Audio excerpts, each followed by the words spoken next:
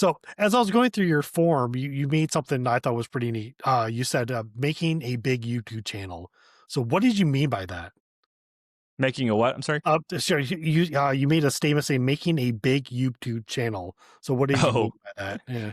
oh, just uh, I don't know. I think that like my channel is. I'm very proud of my channel and what it is has and is becoming.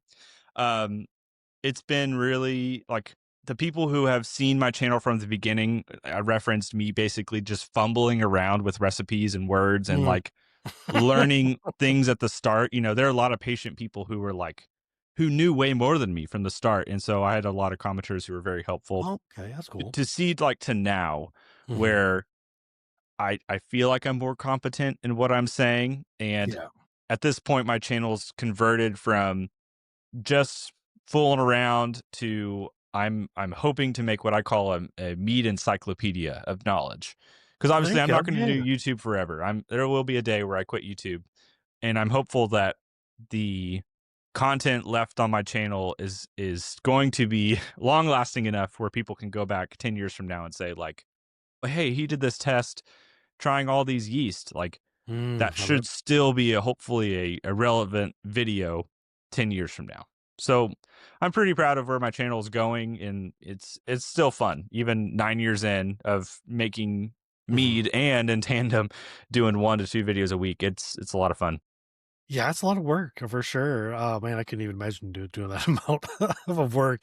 I did enjoy that. Yeah, I remember that the yeast video. I think that was like a year or two ago, or something like that. It was just fascinating because I didn't think you were the first one, if I remember correctly, I saw that was like, I'm going to try X amount of yeasts and I'm going to use to see what happens, and unfortunately flavors and off flavors and attenuation rates and all that good stuff.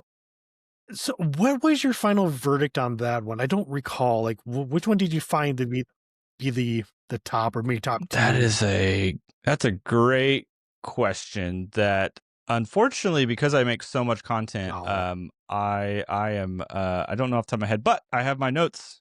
I have it on command quick, so I can tell you at least where the rankings were. Now, in I'm sure all the YouTube comments of that video will also agree with me.